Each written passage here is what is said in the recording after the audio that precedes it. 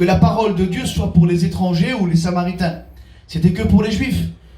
Mais Jésus est venu accomplir la volonté du Père. Voyez-vous, le salut de Dieu, être sauvé, ce n'était pas seulement pour une seule catégorie de personnes ou de familles. À cause de Jésus, ça allait devenir pour n'importe qui. Pour quiconque voudrait s'approcher du trône de la grâce et être sauvé. Et la Bible nous dit que Dieu n'a point changé. Il est le même hier, autrefois pour la Samaritaine, aujourd'hui pour toi et demain encore pour son prochain. Il est venu à côté de ce puits et cette femme, la Bible nous dit qu'elle puisait à ce puits. Et un puits, ça nous représente le monde. Vous savez, un puits, c'est profond. Et au fond, il y a de l'eau. Et si on tombe dans cette profondeur, au fond, il y a de l'eau et l'eau nous est représentée comme le monde, dans le puits. Et puis elle venait puiser dans le monde, toujours, ça représente ceci. Elle venait toujours essayer de chercher la paix, la joie, le bonheur, un peu de satisfaction. Mais c'était toujours à recommencer. Et Jésus va s'approcher d'elle. Et il va s'asseoir.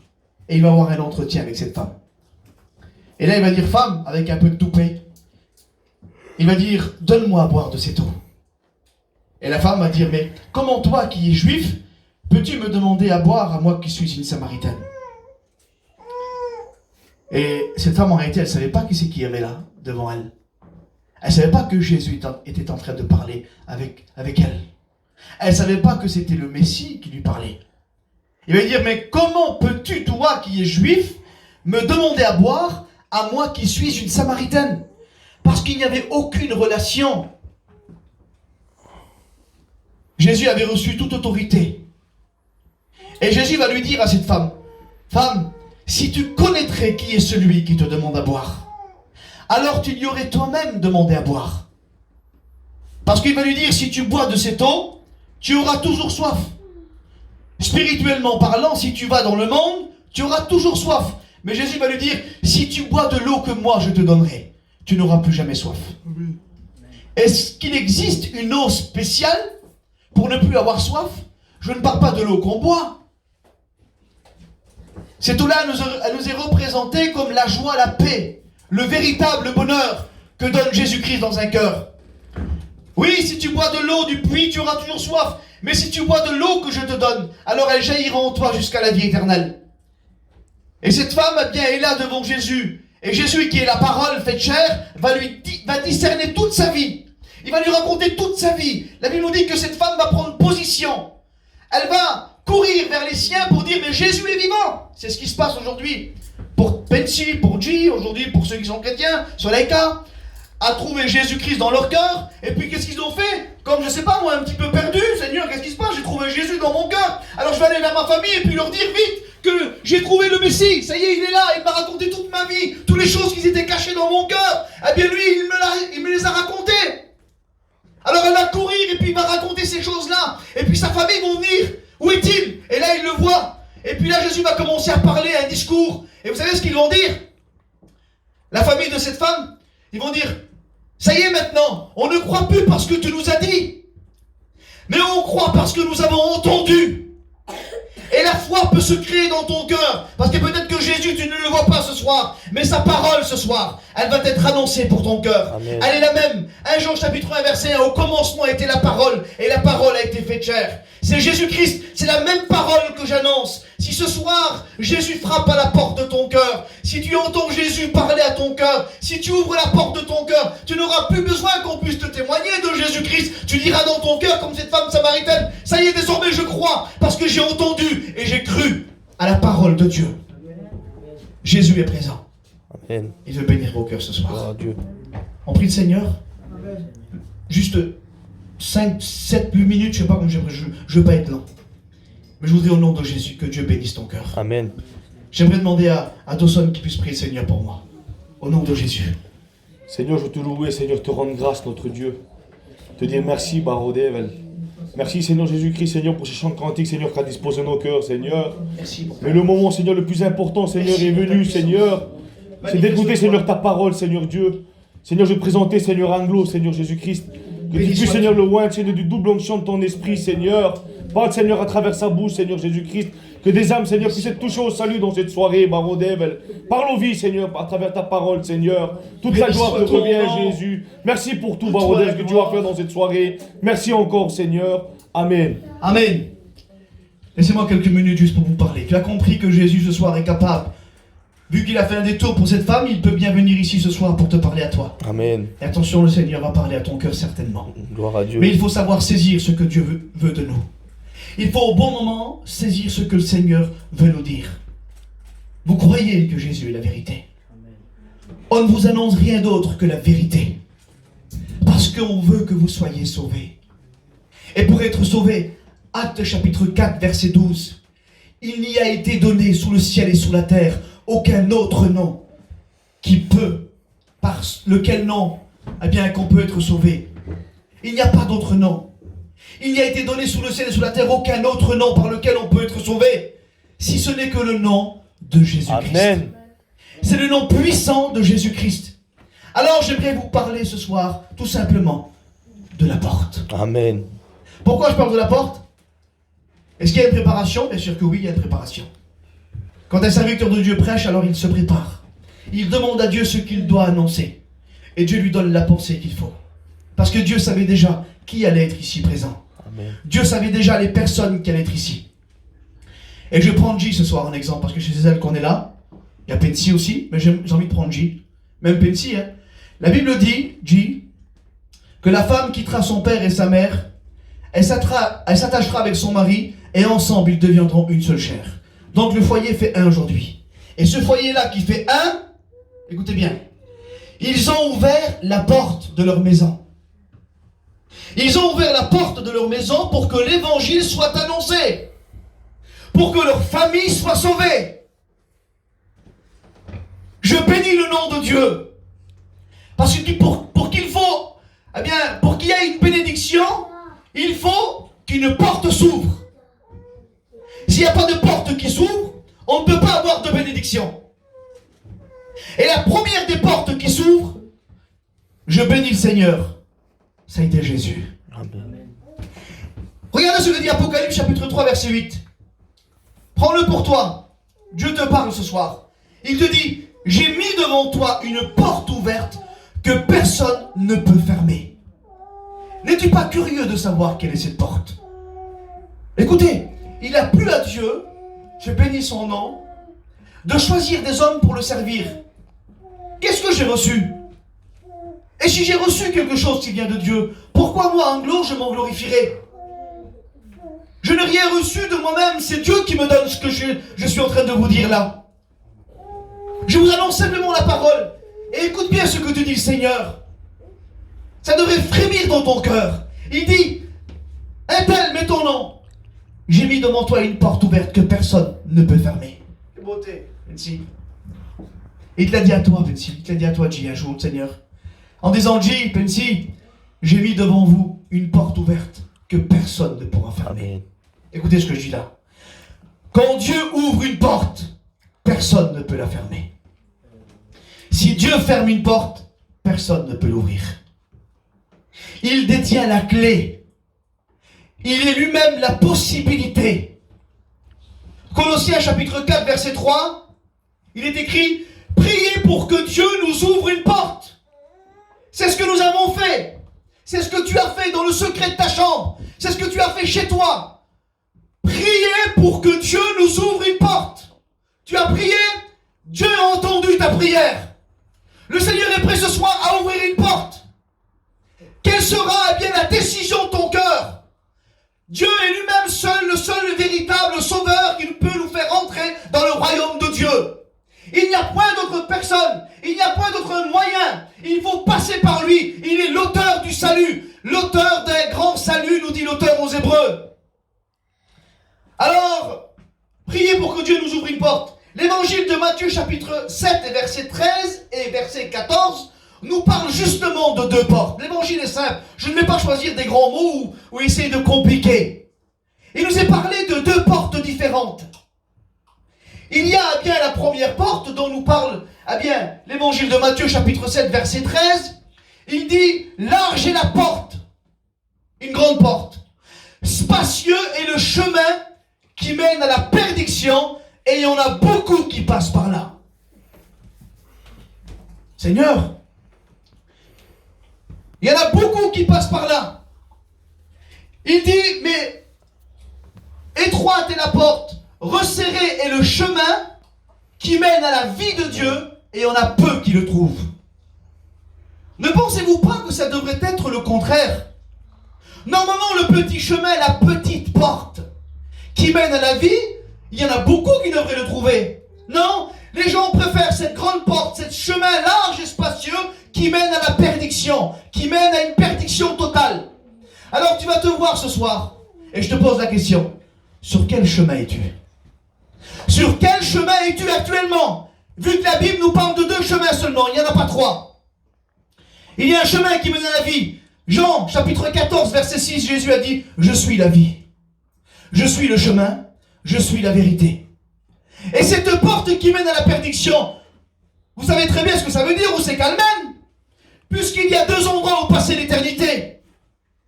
Aujourd'hui, soyons vrais, s'il vous plaît. Soyez vrais avec votre cœur et réalisez ensemble. Réalisons ensemble ce soir. À combien que la parole de Dieu est merveilleuse. Voyez ce que dit la Bible, Genèse chapitre 4, verset 7. Le péché se couche à la porte. Le péché se couche à ta porte. La Bible nous dit, mais toi domine sur lui. Comment est-ce que c'est possible de dominer sur le péché? De tes propres forces, tu ne pourras jamais. Tu as déjà essayé. Mais la tristesse était toujours là. L'angoisse était toujours là. Eh bien, pour avoir un petit peu de joie, de bonheur, c'était toujours à recommencer. Tu as déjà essayé. Impossible de vaincre le péché. Il n'y a qu'un seul remède au péché. Vous savez lequel c'est? C'est le sang de Jésus. Amen. Il purifie les péchés. Il lave les péchés. C'est pour cela que Jésus est mort à la croix. Jésus, c'est le Fils de Dieu qui est descendu du ciel de gloire. Dieu, dès le commencement, avait vu l'homme, la femme, se vendre au péché. Et pour que l'homme soit racheté du péché, il a fallu que Dieu lui-même descende du ciel. Imaginez-vous l'amour qu'il a eu pour nous. Il est descendu du ciel, animé d'un amour, pour pouvoir venir nous sauver lui-même. Y aurait-il quelque chose d'étonnant de la part de l'Éternel? Dieu ne pourrait-il pas se mettre lui-même dans un corps d'homme et descendre sur la terre, naître comme un homme, vivre comme un homme, être sans péché, sans rien, sans tache ni défaut, tel un agneau qu'on mène à la boucherie? Il l'a fait pour nous sauver. C'était devenu possible à cause de lui, quel amour qu'il a eu pour nous. Il est venu nous montrer le chemin, alléluia. L'auteur aux Hébreux nous parle d'une route nouvelle et vivante que le Christ a lui-même inaugurée à travers sa mort. Ça veut dire que s'il n'aurait pas venu sur la terre pour nous tracer cette route nouvelle où seuls les délivrés marchent, on n'aurait pas pu être sauvés. À cause de Jésus, il y a une possibilité d'être sauvé. Parce qu'à la croix de Golgotha, il y a 2000 ans de cela, le Christ de Jésus, son sang a coulé sur cette croix. Et par rapport au sang qui a coulé de Jésus-Christ, il a donné sa vie. Et lui-même est passé, sur cette route, il a été jusqu'au Père dans le ciel, parce qu'il est ressuscité 3 jours après, et il est venu se présenter devant le Père avec son sang. Et il a dit, Père, voici j'ai payé de ma vie pour eux, je les rachète du péché. Et le pardon, on l'a eu. On n'aurait pas pu avoir le pardon. Christ lui-même est cette petite porte qui mène à la vie.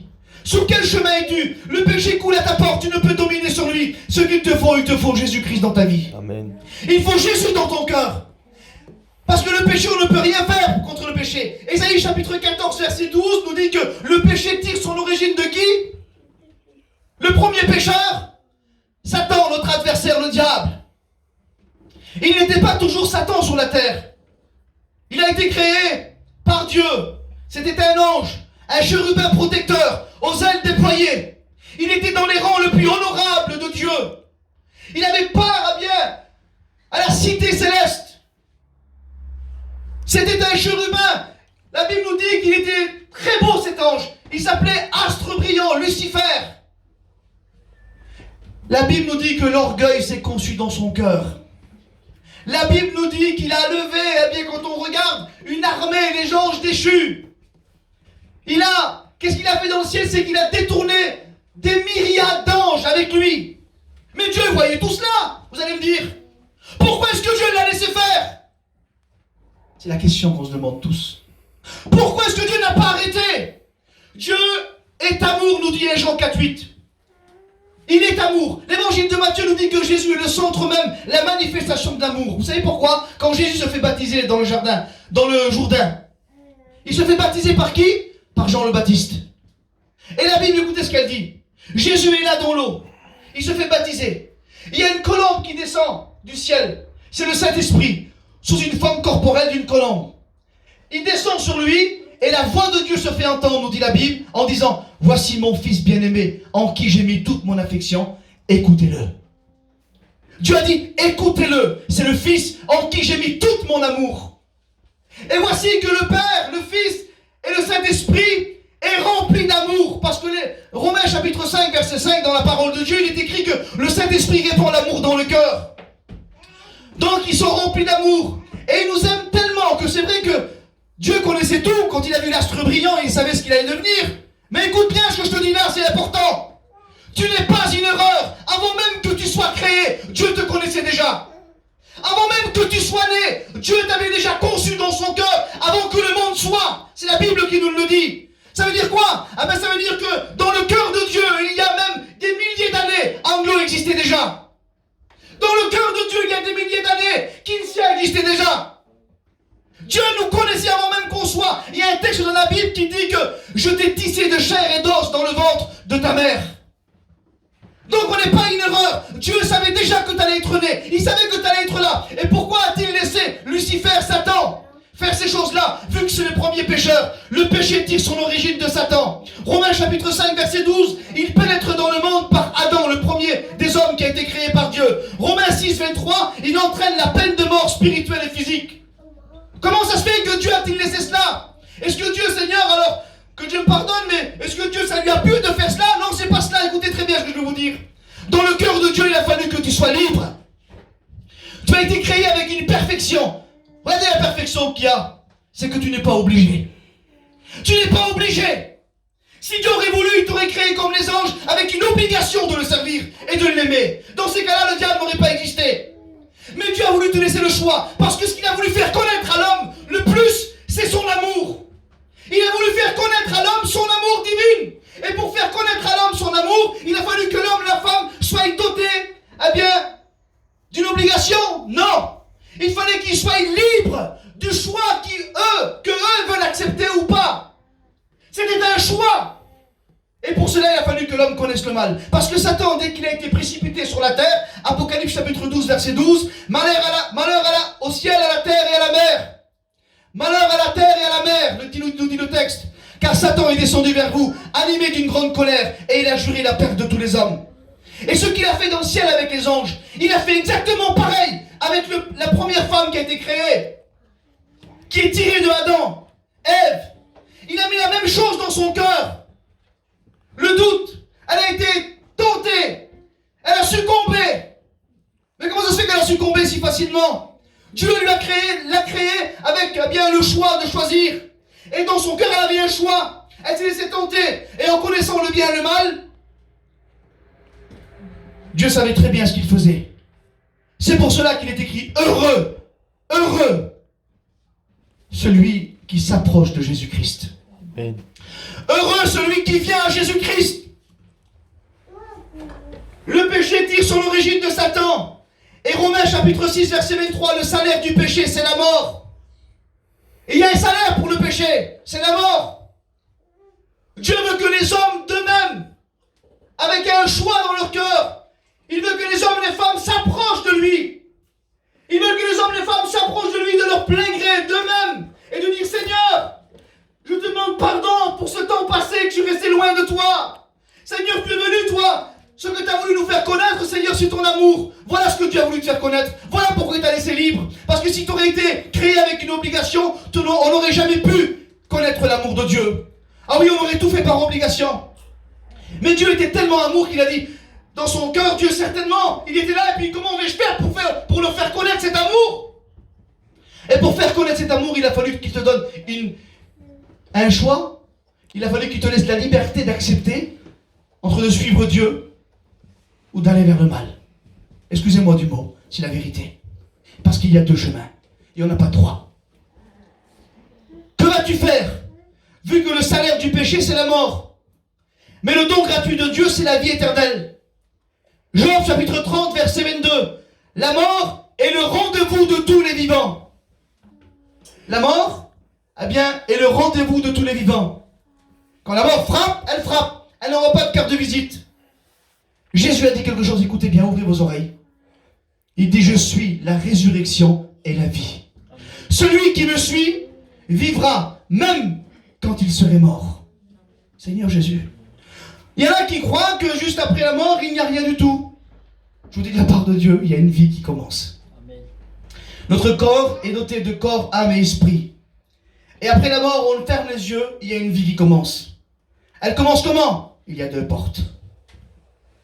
C'est de ton vivant maintenant qu'il faudra que tu choisisses. Il y a deux portes. La porte qui mène à la perdition ou la porte qui mène à la vie. Alors la porte qui mène à la perdition, c'est une grande porte, vous avez compris, c'est la porte du monde. Vous avez compris parce que le monde brille. Dieu, lui, il a ses serviteurs. Dieu, lui, eh bien, il veut sauver tous les hommes, toutes les femmes. Il ne fait pas d'exception. Mais Satan, vous croyez qu'il est à la retraite? Vous croyez qu'il est à la retraite? Vous croyez qu'il ne veut pas attirer aussi les gens? Apocalypse 12, 12, il a juré la perte de tous. Alors, imaginez-vous le dégât qu'il fait. Et regardez ce que dit la Bible là.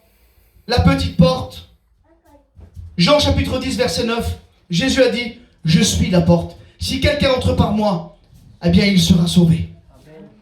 Il sera sauvé. Ça veut dire quoi? Tout simplement, regardez ce que ça veut dire. La petite porte qui mène à la vie de Dieu. Ce chemin qui est resserré, rocailleux. Pourquoi il est resserré, rocailleux? Parce que c'est vrai, c'est difficile de marcher dessus. C'est dur d'être chrétien. C'est dur d'être chrétienne.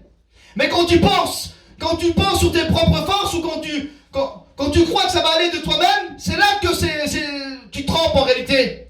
Là, c'est impossible. Il ne faut pas que tu comptes sur tes propres forces. Il faut que tu dises que si je marche sur ce chemin, et je te le dis de tout mon cœur, c'est la vérité. Jésus va t'aider. Si tu t'abandonnes dans ses mains, le Seigneur t'aidera. Il y a deux portes, deux chemins, deux destinations différentes. Tu as compris que Dieu a voulu te faire connaître son amour dans son plan. Heureux l'homme qui s'approche de Dieu. Amen. Heureux la femme qui s'approche de Dieu.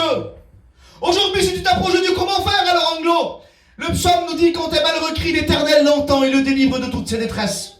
Dieu sait si tu es malheureux ou si tu es malheureuse. Dieu connaît ton cœur. Il sait dans le secret de ta chambre. Il sait quand tu es seul ce que tu penses. Il sait quand tu pleures. Il sait ce que tu penses dans ton cœur. Il connaît tes tristesses. Il connaît tout. Il sait tout de toi.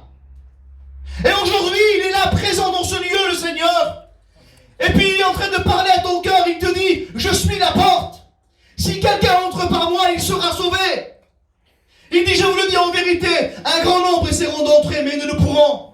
Quel dommage. Pourquoi, Seigneur, est-ce qu'ils ne pourront pas? Eh bien, parce que ils pensent que leurs problèmes, ils n'arriveront pas à s'en débarrasser. Oui, c'est ce que tu penses. Mais Jésus, c'est pas ce qu'il pense, lui. Le Seigneur, ce qu'il pense, lui, c'est que tu peux ce soir être libéré, être affranchi. Tu peux ce soir être une nouvelle personne. Parce que Jésus-Christ a tout pouvoir. Il a reçu tout pouvoir sur le ciel et sur la terre. Quand on fait confiance en Dieu, alors on passe par la porte.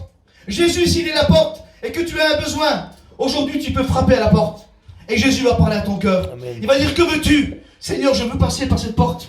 Pourquoi? Parce que je veux être sauvé. Amen. Alors Dieu va te demander, est-ce que tu es prêt à abandonner ta vie? Est-ce que tu es prêt à délaisser des problèmes? Mais Seigneur, de moi-même, j'arriverai pas à les laisser. Vous croyez que moi c'était facile? Que je me suis pas dit moi-même, Anglo? Quand je suis venu à la réunion, j'étais devant la salle là, je disais, viens, on repasse, c'est rien, pourquoi je suis là moi? Comment? Oui, non, mais non, viens, on va rentrer, elle me disait. Mais pourquoi je suis là? Je suis lié par la drogue, par la cigarette, eh bien, par l'alcool, tu en peine. Eh bien, le péché. Je peux pas, moi. Viens.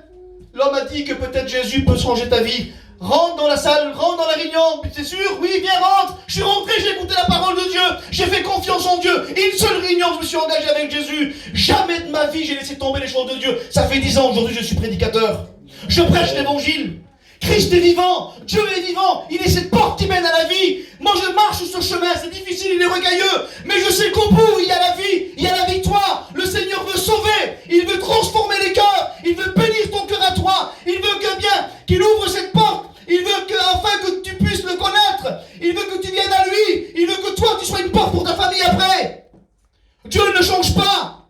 faut prendre un véritable engagement et dire Seigneur, je veux être sauvé. Ça y est, c'est aujourd'hui, c'est le moment. Je veux m'afficher. Je veux passer des ténèbres à la lumière. Comment allez-vous faire, peuple de Dieu? Ma famille, tous ceux qu'on aime, les personnes qu'on connaît ici, vous allez faire comment? Il y a une vérité. On vous annonce rien d'autre que Jésus-Christ crucifié à la croix. On vous annonce rien d'autre que Christ rempli d'amour. On ne vous annonce rien d'autre que le chemin qui mène à la vie de Dieu. Qu'allez-vous faire devant cette vérité? Il faut que tu prennes une décision. Apocalypse chapitre 3 verset 20. L'Écriture nous dit, voici je me tiens à la porte et je frappe. Comment? Jésus là, il est là présent maintenant. Il se tient devant la porte de ton cœur. Vous savez ce qu'il fait? Il est tellement rempli d'amour qu'il frappe à la porte de ton cœur. Il te demande, il dit, ouvre la porte, je veux rentrer. Jésus est rempli d'amour, il te dit, je veux rentrer. Si tu me laisses rentrer, alors j'allumerai la lumière. Parce qu'il dit, je suis la lumière du monde. Si tu me laisses rentrer, je te donnerai à manger une bonne nourriture pour ton âme. Parce qu'il est le pain de vie. Si tu me laisses entrer, tu marcheras sur le véritable chemin, parce qu'il est le chemin qui mène à la vie. Si tu me laisses entrer, je prendrai soin de toi, parce qu'il est le bon berger. Béni soit Dieu. Oui, le Seigneur peut tout. Vas-tu me laisser entrer ce soir? On ferme les yeux, s'il vous plaît, on baisse la tête d'un saint respect maintenant.